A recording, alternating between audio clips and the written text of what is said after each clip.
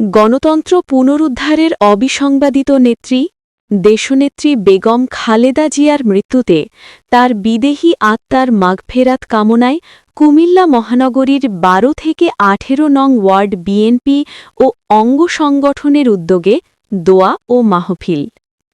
অনুষ্ঠানে বিএনপি নেতারা বলছেন, হাজী ইয়াসিন কুমিল্লা একমাত্র নেতা, এখন তিনি সাধারণ মানুষের নেতা, বলছেন নেতাকর্মীরা।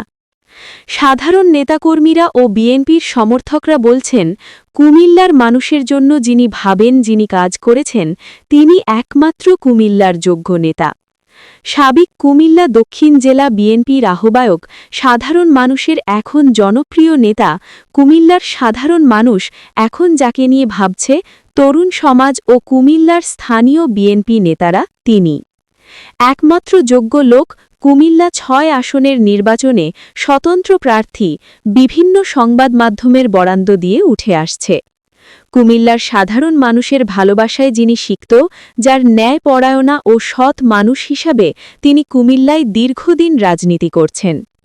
দোয়া অনুষ্ঠানের প্রধান অতিথি হাজী আমিনুর রশিদ ইয়াসিন, সাবেক এমপি, সদস্য বিএনপির চেয়ারপারসনের উপদেষ্টা কাউন্সিল। বিশেষ অতিথি হিসাবে উপস্থিত ছিলেন কুমিল্লা মহানগর বিএনপি সাবেক যুগ্ম আহ্বায়ক শহীদুল্লাহ রতন, আতাউর রহমান ছুটি, আব্দুল জলিল, আব্দুর রহমান, সাবেক সদস্য মুজিবুর রহমান কামাল, রিয়াজ খান রাজু, মনি হোসেন পারভেজ। আরও উপস্থিত ছিলেন কুমিল্লা মহানগরীর বিভিন্ন ওয়ার্ডের সভাপতি ও সাধারণ সম্পাদক বৃন্দসহ বিএনপি ও অঙ্গ সংগঠনের নেতৃবৃন্দ। সভাপতিত্ব করেন অ্যাডভোকেট হোসেন মিয়া, সাবেক যুগ্ম আহ্বায়ক, কুমিল্লা মহানগর বিএনপি।